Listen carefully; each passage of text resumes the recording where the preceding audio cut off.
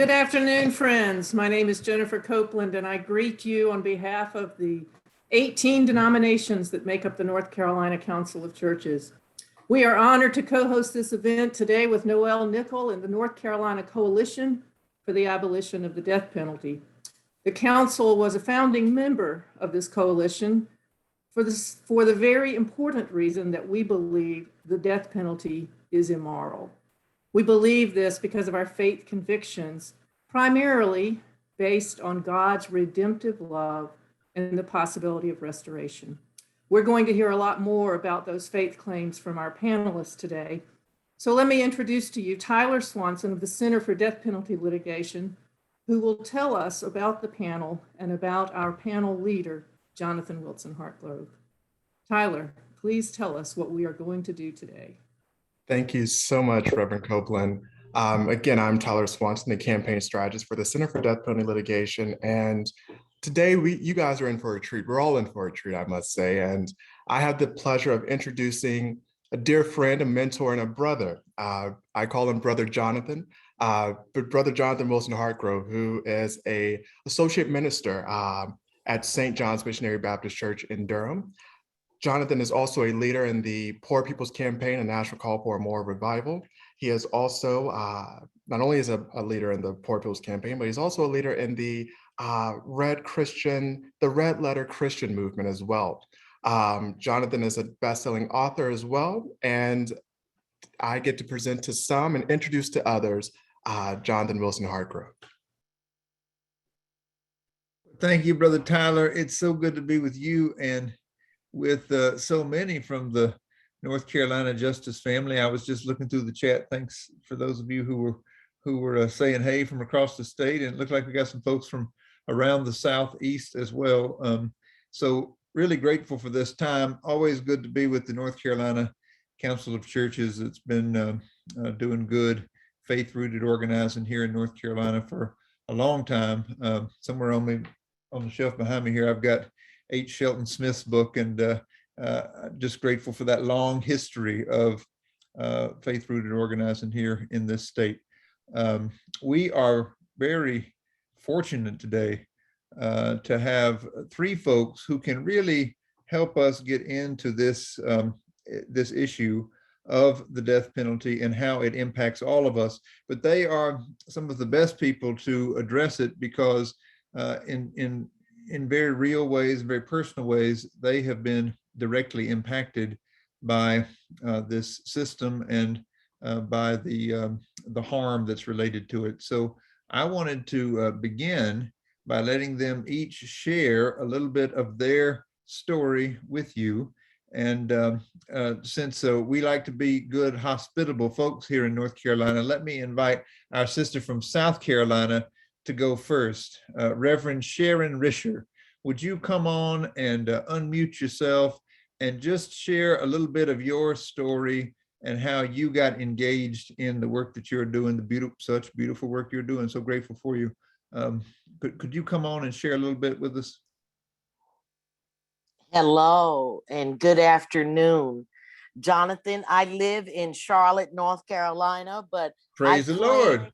I claim both Charlotte and Charleston because these were the places that impacted and made me into this fine woman I am today. Amen.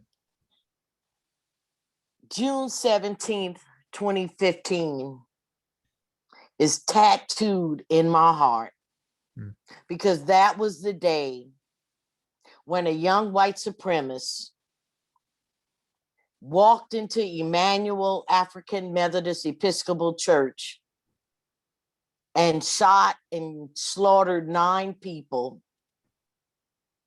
and left 5 survivors.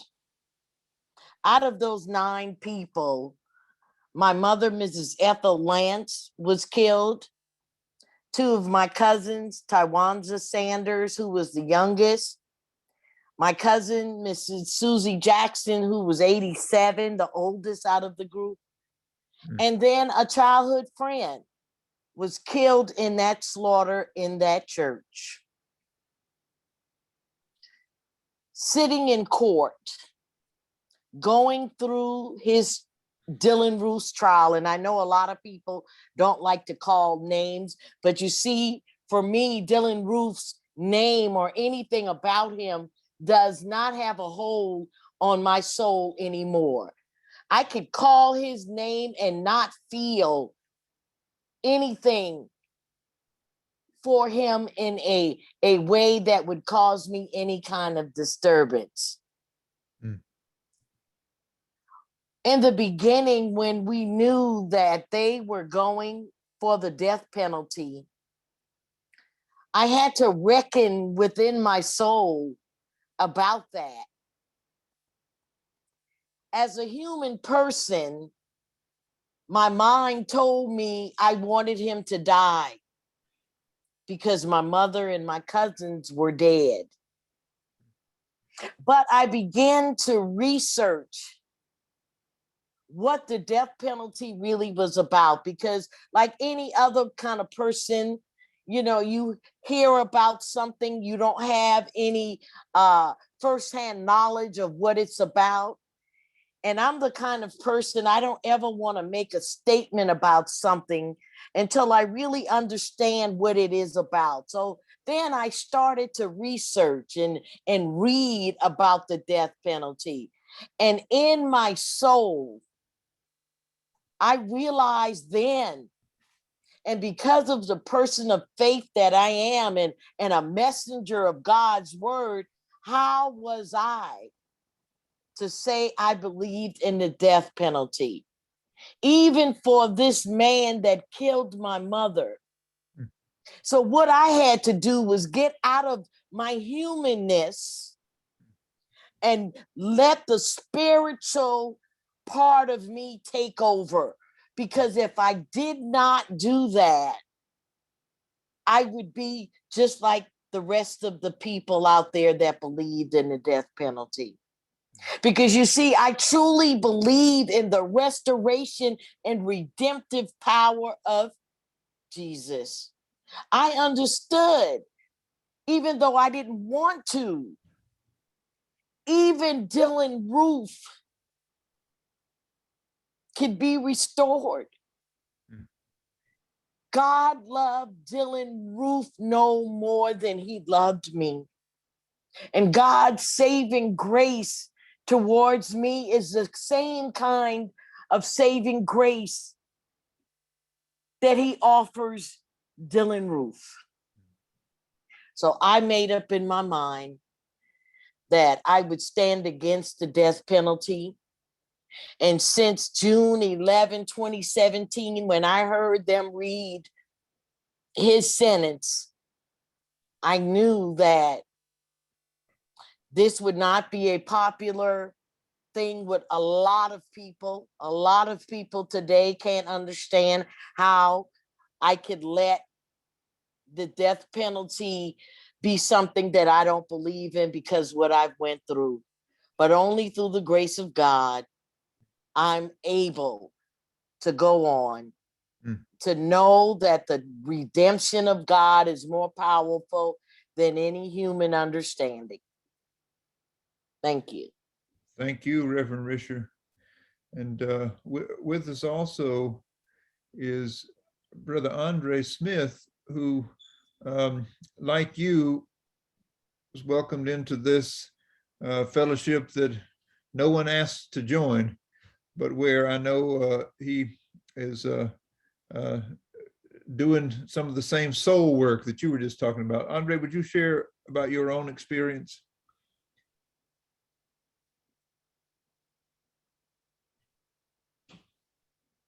Okay, I had to unmute myself. Thank you. Yes, I'd be very happy to actually. Yeah, yes, my name is Andre Smith. I lost my son in 2007. He was murdered over something simple and trivial as spilled beer. He was in a club and he was dancing. Not really drinking. He didn't drink. He just liked being around people. He liked music and he liked dancing. So he was dancing, and this guy was on the floor beside him apparently. And my son bumped into him by accident and spilled beer on him. And the guy couldn't let that go. As I understand it, my son apologized for it, even said, you know, hey man, I'm sorry, I'll buy you another shirt. I'll give you another shirt, you can have mine.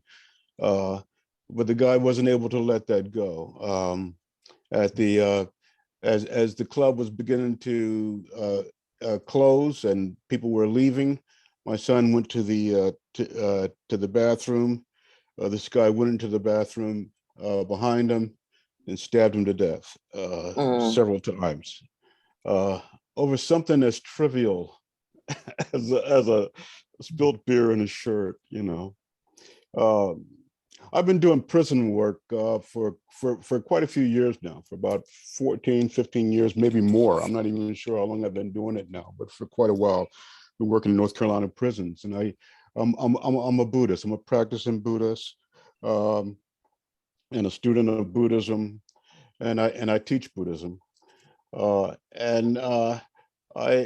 remember once this guy, one of the guys in my class, I was talking about compassion and forgiveness and so forth. And he said, wait a minute, now you're telling me, man, that if someone kills my wife or kills my child, I'm supposed to forgive him. And I said, yeah, that's what I'm saying. I said, but I got to be straight up with you. I don't know if I could do that, you know, because, you know, not having had the experience, I don't know. But I said, I aspire to do that. I want to be that kind of person. As people that I admire in history. Biblical people, Jesus Christ, for example, right? There's people that I admire who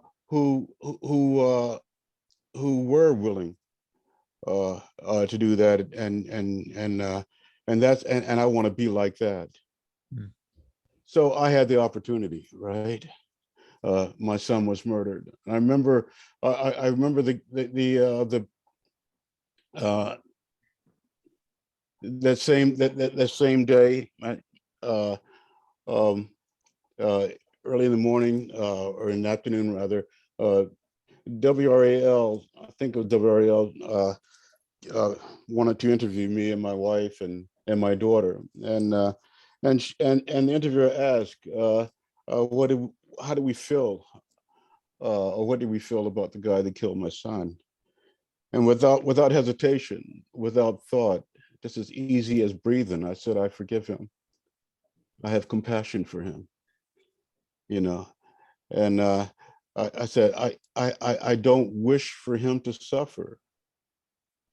Buddhism teaches that all sentient beings have a right to life, no matter what they've done, right? There's an understanding that of healing people who have committed crimes rather than retaliating against them.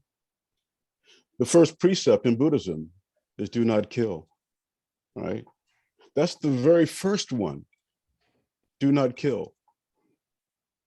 I thought that if I am a Buddhist, if I claim to be a Buddhist, then that has to be how I live my life. I feel this is true of all faiths. I felt the same thing. I grew up Christian, and I felt the same thing as a Christian. If I truly am going to say that I'm a Christian, then I have to live my life as a Christian. And Jesus taught not only words, but by example, forgiveness and compassion for those who've harmed him, right? The Buddha taught also, not only by words, but by example of how to have compassion and how to have love and kindness. So my life is all about that. I don't need to wish for this person to suffer. The moment that he plunged that first stab into my son's chest, he already created his own suffering. I don't need to wish for him to suffer. He will suffer. And that breaks my heart. That breaks my heart that we are willing to do these things without thought, not realizing how this stuff, how it impacts us. that what we do to another we will experience suffering from that.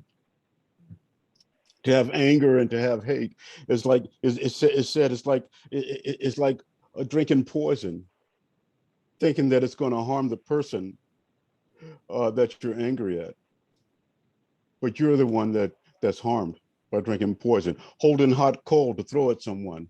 Who gets burned? You get burned.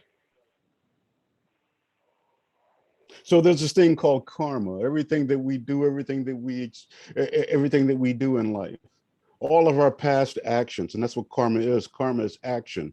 All of our past actions, right? These actions, they come back. Whatever we do to someone else, we do to ourselves. I happen to like me, right? I think I'm an all right fellow. I kind of like me. So therefore, I'm gonna treat myself with love and respect and kindness.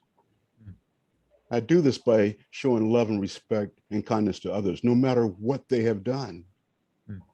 It's not for me to judge. That is not my not my position in life. My position as a human being, because I truly believe that it's a human quality. As a human being, my position is to love, to show kindness and compassion. These are human qualities. We all have them. We all possess them. This is what it means to be human. I believe a wild tiger or a wild bear or a rabid dog can't forgive, can't ask for forgiveness. Don't even have the concept is not even there, but we have it. And so we have to learn how to express it. Easy to love those who are victimized. It's so hard to love those who are the perpetrators. But that's where the real test comes, right? Yeah. Yeah. Well, thank So you so much. that's my story. Yes. Yeah, thank you for sharing your story, and to both you and Reverend Risher for sharing so deeply about your own faith and how you've wrestled through these experiences, and I think found deep wells in your own faith. We'll come back to this faith conversation because we're certainly talking to faith communities today. That's who has gathered. But let me bring in one more voice, one more person to join us in our conversation. George Wilkerson is with us. We're hoping all the technology works. Can you hear me, George? So George is joining us from Central Prison, and hopefully we can get the phone to, so you're seeing his picture here on the screen. He was able to be on the line earlier. I hope he's still there. I think he had to get off and call back. So I'm just waiting for him to call back. Okay. So this is Tessie Castillo, who is helping us facilitate this. Thank you for being there, Tessie. And maybe just let me know in the chat if we get him back. But while we're trying to figure that out, let me ask, since both you, Andre, and Reverend Risher have shared about your own faith and how you've grappled with this, how do you think about, I mean, this is an issue that so directly touched each of you, and in that experience, you connected your faith with a response, and have both found your way to, I think, pretty incredible stories of forgiveness. What I think sometimes we have a harder time getting to within faith communities is how this issue of the death penalty impacts everyone in our communities, and certainly all people of faith. So what would you say to a church or a synagogue or a Buddhist community that is on the line today, or that is thinking about, you know, what does it mean for their community to respond to the death penalty? How does the death penalty, which of course is executed in the name of everyone in the state, but in a, you know, kind of depersonalized way that much of government does things, how do we make that connection to the way this touches people in faith communities? Which one you want to go first? Either one of you. This is very much a Okay. conversation. I just want to put it out there. Well, my understanding comes for our faith community. If we are really followers of the word that we profess to hear, profess to follow, then we have no choice but to be able to forgive. You know, I think people get caught up in their human emotions. And when you get to forgiveness and understanding about a death penalty, we have to go then with our spiritual eyes, our spiritual ears, and our spiritual heart. We can't look at this in the human realm, because if we did, we would never get beyond that.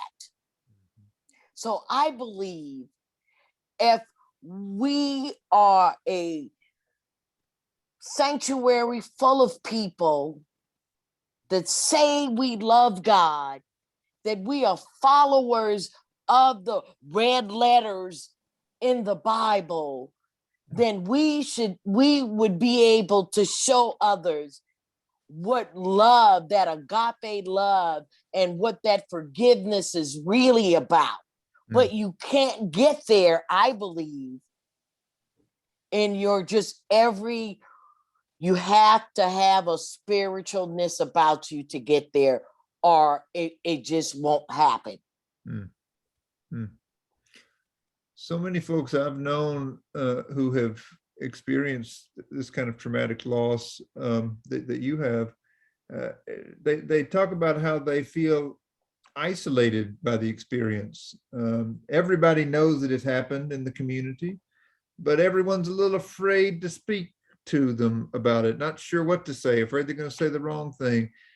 I think this is often the experience of grief. People feel isolated in their grief. But it seems to me that that each of you have found ways of connecting, of moving from grief and from each of your journeys toward forgiveness into a kind of action. I wonder, Andre, what kind of facilitated that process for you, and what can communities do that helps make that possible? Yeah, that's a good one. First of all, I think everyone has a right to their grief, right? I think forgiveness and compassion is something that we have to grow into. It doesn't come easily for everyone, right? I can understand why people would, when I tell people that I forgave the guy that killed my son, why would you do that? I can understand that thinking, because even sometimes in my, in my alone time, my quiet time, I think, why am I doing that? And my answer is that if not, right, then what does that say about me as a person? I think even though I may feel that I am justified to hate this person, and maybe even justified to see this person die, right? I got to look at that kind of mind.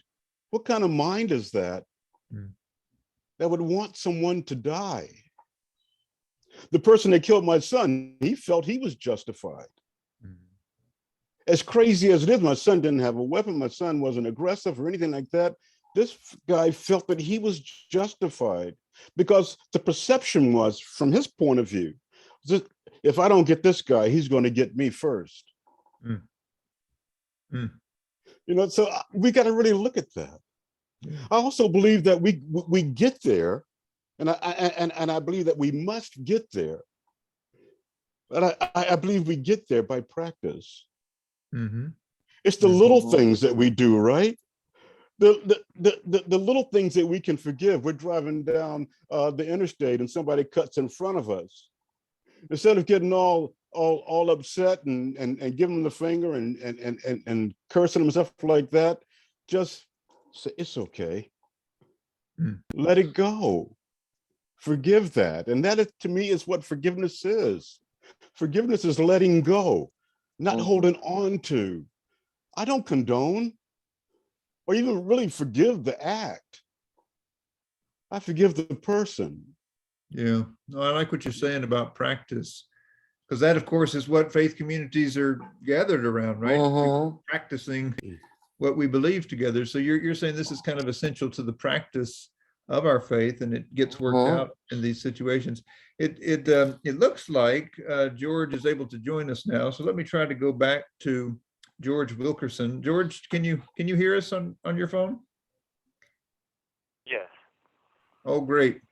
So good to hear your voice. I'm here with Reverend Sharon Risher and Brother Andre, who've shared their own experiences. And I wanted to invite you just to let folks who are on the call, we've got faith communities around the state who are on with us, to talk about the death penalty. Just share your own journey of how you came to be involved with this issue.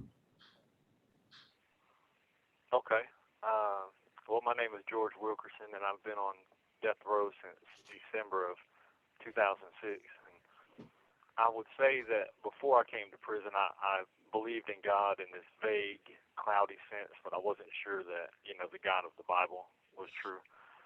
But once I was sentenced to death, I was really forced to come to terms with my own mortality and what's going to happen after I die and all that. And over the years, I came to believe that God is not just some vague and cloudy figure, some distant figure in the future, but like the brother was just saying, but, God has something to do with our lives right now.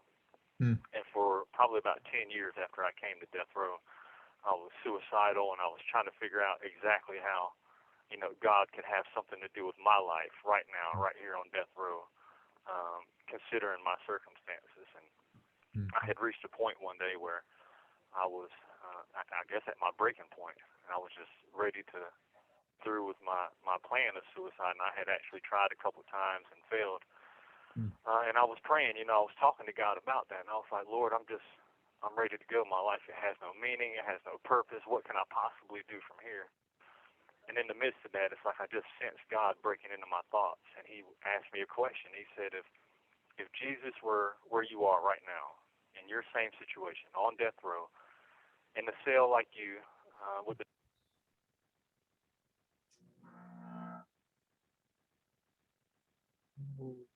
we lost him. evident to me, and I was like, well, of course, there's nothing Jesus couldn't accomplish from here, because he had perfect faith and he had obedience.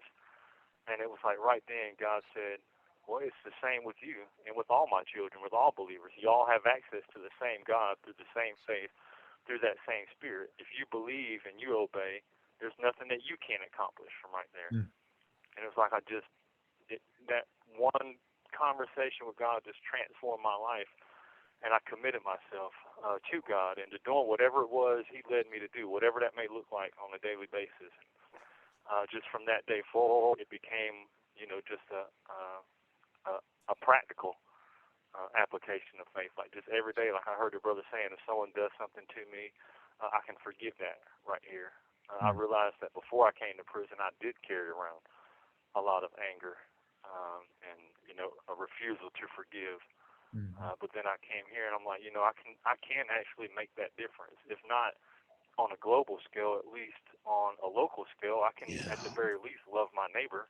I can love the guys on my pod. I can love the people that I interact with, and, be like that poor widow who only had 2 cents. I can throw my 2 cents in and know that in the eyes of God, it does count.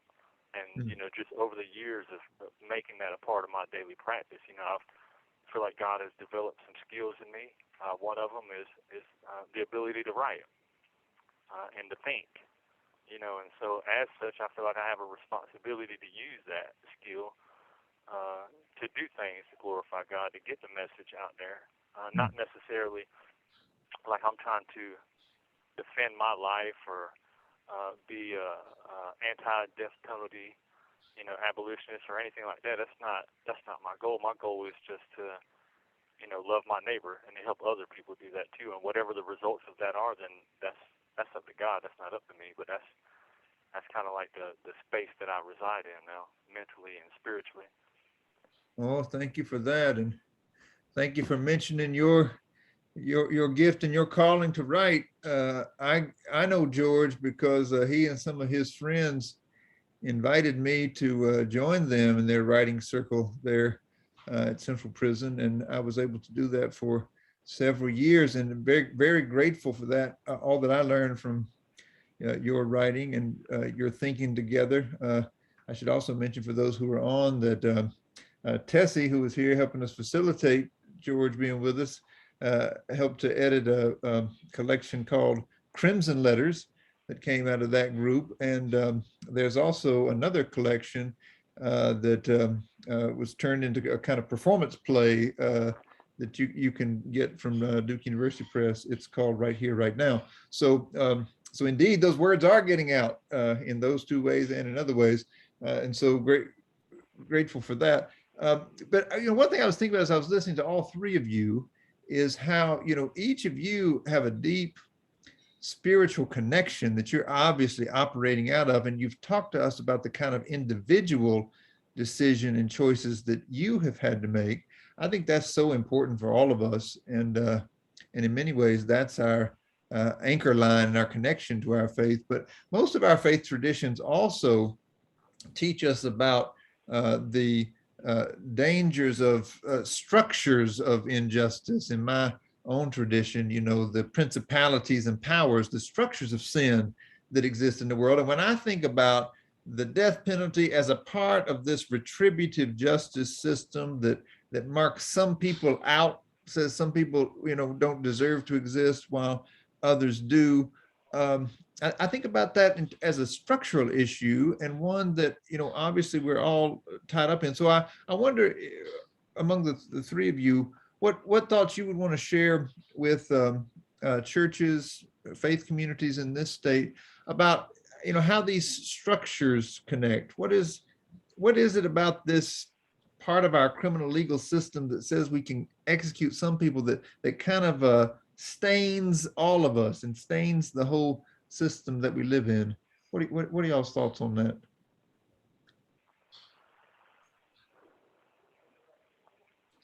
Well, I remember, John Swanson, when you were coming in here, and I think there was a quote I heard from you. If it wasn't from you, I've been attributing it to you all these years. I think you were telling us a story in class one time about the day of an execution, how there were protesters gathered outside the prison, and one of the officers out there approached the protester and said, why are you out here? Why are you out here protesting when it's not going to change anything? And I think the protesters' response was, I'm here because I don't want it to change me. If I don't come out here and protest, then it's going to do something to me. And that has just always struck me, about that. It's just, there's something profound about that. As to the bigger legal implications of the death penalty and all that, I think that's a little bit above my pay grade. But personally, I'm focused more on just the human element of like what this type of thing does to a soul. Like, what does it mean that we can take matters into our own hands and apply this type of punishment, not even evenly. There's so much evidence of it being done unjustly, but just even the fact that it can be done at all, like, what does that say about us? What does that do to us to be able? No, thank you for that. Andre, I saw you were trying to get in earlier. Go ahead. Yeah, I think one of the reasons that we can do this sort of thing, like kill others and so forth, is because we view people as other, right? We separate ourselves off. Oh, I would never do that, right? I'm better than that. When in truth, we have no idea what we would do if we were placed in similar situations. When you hear these guys' stories, I mean, there's context, there's background. I was very fortunate. I had a mother that really, really loved me. My father wasn't there so much, but I did have a mother who was a very, very devout Christian woman who sacrificed her life for her 4 children. Hmm. I had that example, but I meet guys in prison.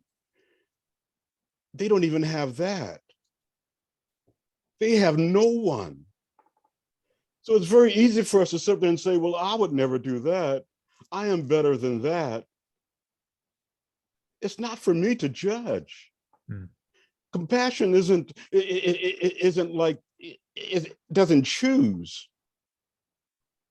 Love is supposed to be unconditional. We don't pick and choose who we're going to love and who we're going to have compassion for. You have 60 seconds remaining. Right. So that's what I think. When we can begin to see that how we all share this planet, and we all have these tendencies, and we all, you know, we all got work to do, then maybe we can begin to start thinking differently and beginning to behave differently.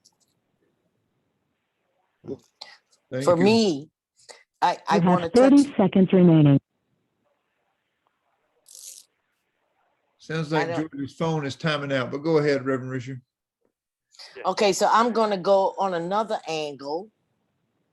And when you say the structure, so here we're going to go with systematic racism, a structure that has been in place, Mm-hmm. and a lot of that has come through the church.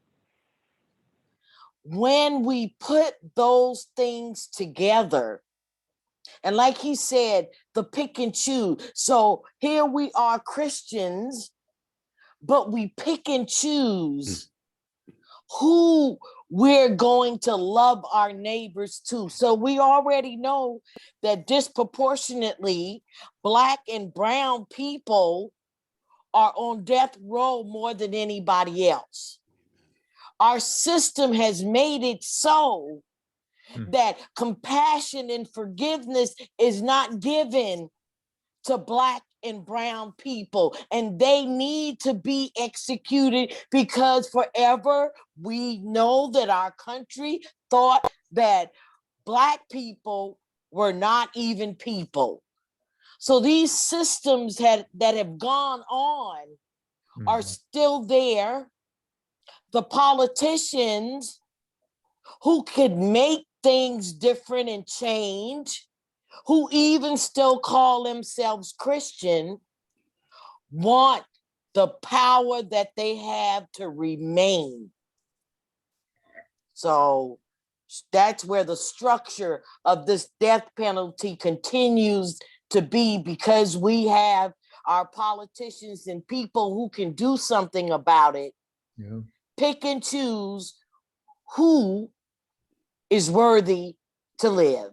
Yes, so true. Well, thank you for that. No, it's critically important, and I think it's also important as we gather around, you know, looking at our criminal legal system from this lens, to say that, you know, while the efforts to change that system have been frustrating and halting, and in some ways, you know, there's been some 1 step forward and 2 steps back, especially here in North Carolina.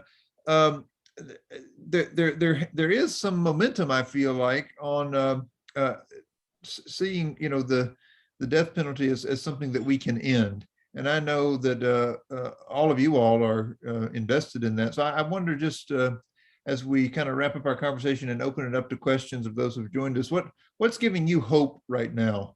What's giving you hope in the struggle to end the death penalty in this state and in this country?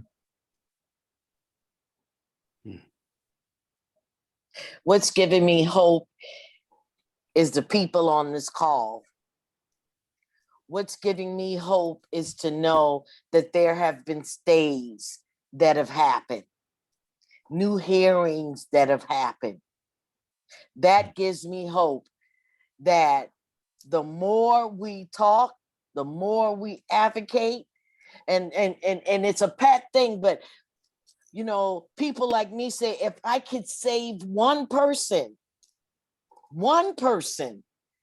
then I believe that the work that God has called me to do is going to seep into the hearts and soul of people. So that's what gives me hope, because otherwise, I don't know if I would be able to do this work. Oh, thank you for that. George, are you back with us? Yes. Great. Thanks for dialing back in. I know this isn't the simplest thing, but we're kind of opening up to questions of folks who've joined us from around the state right now. And one person who's with us was asking if you're able to work on memoir along with others on the road right now. It's a question I know the answer to, but I wanted to throw that one to you because I know you'd have something to say about it. Yes. Well, actually, you know, in a sense, Crimson Letters, the first book that we co-authored, it is autobiographical, except there's 5 of our stories, including Tessie's, who are included in that book.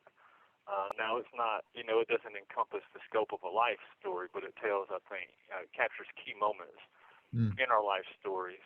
And part of the premise is that for the 4 of us men on death row, a lot of our stories are so similar that by taking bits and pieces of each of our stories, they sort of become representative of a larger story, like a meta-narrative. And that is the story of a lot of people that are on death row, not just the 4 of us. Yeah. No, thank you for that. I think that's true. And I think for those of us who are gathered here, you know, listening to these stories is critically important because we can see the ways that our lives are interwoven with these stories, even though they are often stories of people who get pushed to the edges, who aren't centered in our public life. So again, thank you for sharing those stories. I think they're really important for faith communities and other in our society to be able to access. Andre, go ahead. Yeah, when you asked the question, like what gives me hope, right? What gives me hope is I see people's ability and capacity to change, right? The thought we have today is not necessarily be the thought that we'll have tomorrow. The thought that we had yesterday is not the thought that we had today. Certainly this is true in my case. Growing up in the segregated South, I had a lot of hate towards white people, right? Growing up, seeing our neighborhoods separated, and seeing Black people being mistreated, and being hurt, and even experiencing that myself. You can imagine a little Black boy growing up here in North Carolina, growing up in a city where white rule is evident, right? With the billboards of welcome to Klan country and stuff like that. I grew up with a lot of hate towards white people, but I changed. Over time, I changed, and I got to where I am now, where I'm able to forgive and have compassion for everyone. My heart is open to everyone. I'm willing to give everyone and anyone a chance, no matter what your views are, no matter what your actions are, right? Because people can change, right? I've seen it in myself. I've seen it in people that I work with in prison. I see them change. The brother at Central, obviously he changed, right? So no one can tell me you can't change, right? So I see people's potential, and that is what I focus on, only their potential. That's what I see, and I want to help them realize that potential. So this gives me tremendous hope, because eventually I believe that we will get there. As King said, I may not go to the mountaintop with you, but we will get to the mountaintop. as a people. I truly believe that we're all going to get there. And so whatever work we can do on the ground, I'm very happy to do that. I'm just a grunt, right? But I'm a very happy grunt, you know? Yeah. Oh, and you're testifying to a power here, the power to change. It's what keeps hope alive. And Yeah. it's related to a question for you, Reverend Risher, that's come up. Someone was wondering, given your very public advocacy for a young man who was an avowed white supremacist, and in maybe especially in this moment when we've seen such a rise in white supremacy, someone on the call was curious if you've had other people either within white supremacist organizations or maybe people coming out of them reach out to you. Have you had any interactions with folks since you've been so public in your advocacy for Dylan Roof? Well, I have formed a friendship with Arnold Michelise.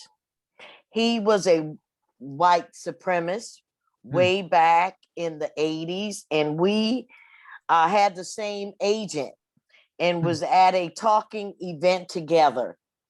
And the agent sent him to the airport to pick me up.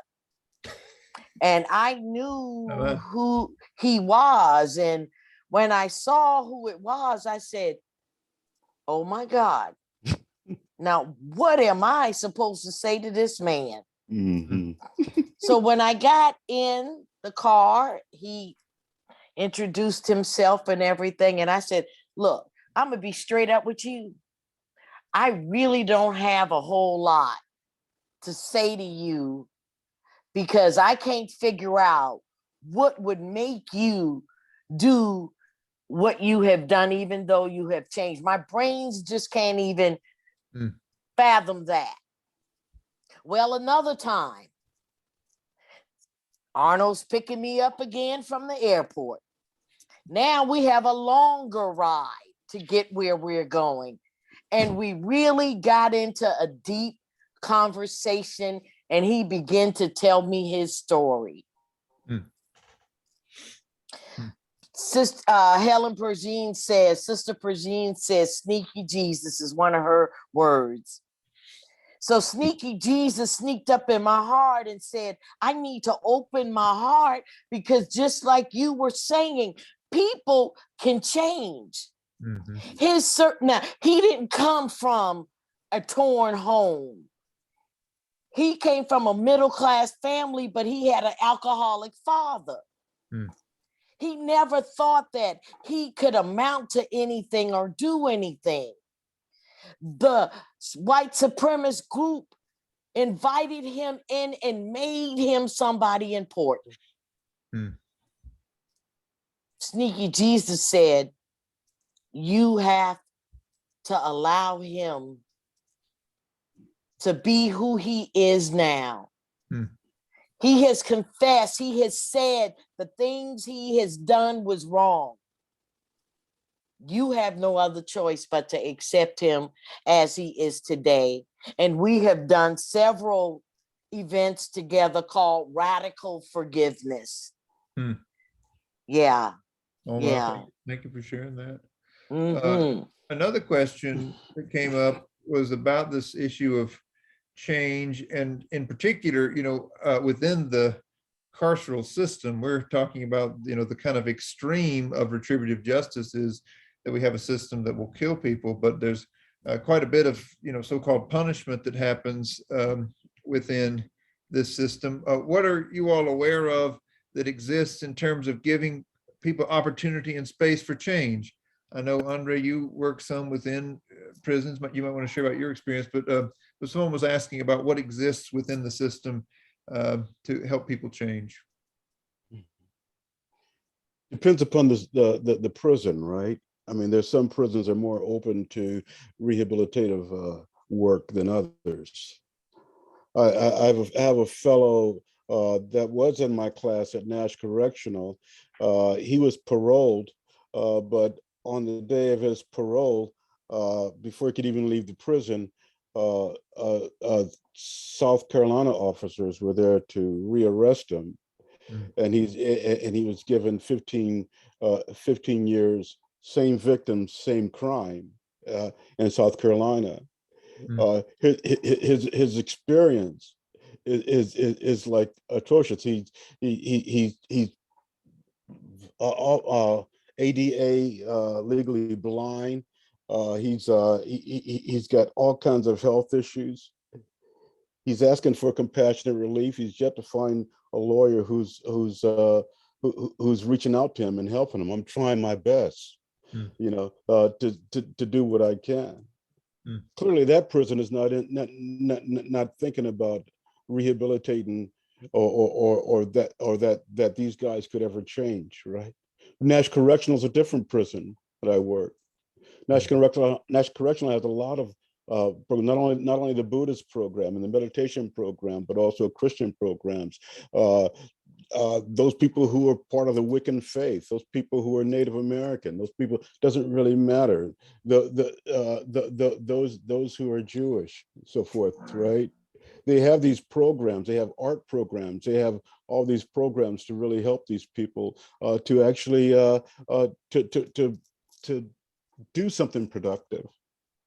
And to actually really begin to change, right? Well, thank you. It depends upon the institution. George, are you still on? Are you able to share about what's available at CP? Yeah. Yeah, sure. For the longest time. Or maybe what's not available. I can't speak for regular population. Yeah. We didn't have anything. We advocated for classes, and people on the outside advocated on our behalf for classes for a long time. And they literally told us, you know, you guys are not here to be rehabilitated. That was out of their own mouth here at the prison. When we asked for something as simple as a GED class, that's what they told us. You are not here to be rehabilitated. And Jonathan, when you were coming in, we had about a 5-year window there where we actually had programs and activities like Brother Dre was describing, but then they shut it down and they told us again, you guys should not have access to classes or activities because you are not here to be rehabilitated. So it kind of like creates just this atmosphere of hopelessness and despair on death row, despite the fact that, you know, 5 out of 7 people on death row ultimately leave death row. You know, so even though you have 60 seconds remaining, a lot of people end up leaving this place unprepared for when they do leave, when they, you know, unable to assimilate into general population or walk free from here, you know, leave from death row to go home because they actually were innocent. You know, so that's where we're at right now is we don't have those activities. They just restarted a restorative justice group here about a month ago, so maybe that you have 30 seconds remaining. might indicate a wind change, but that's yet to be determined at this point.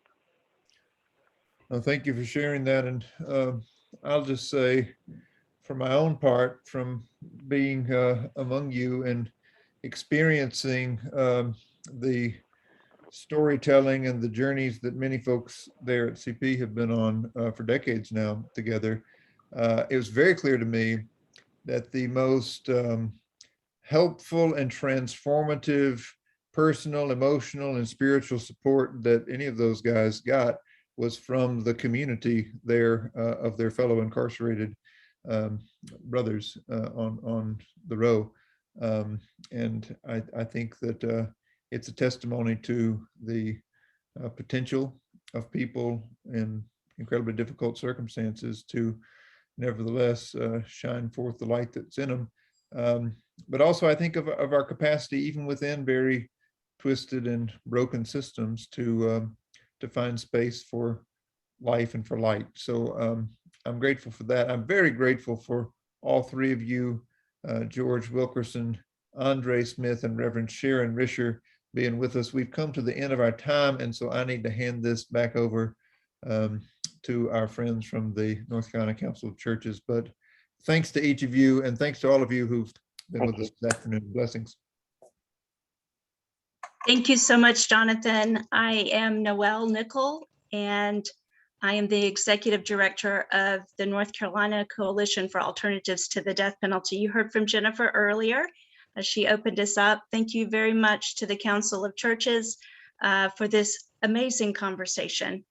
The coalition is made up of 13 partner organizations and many individuals, including some of you.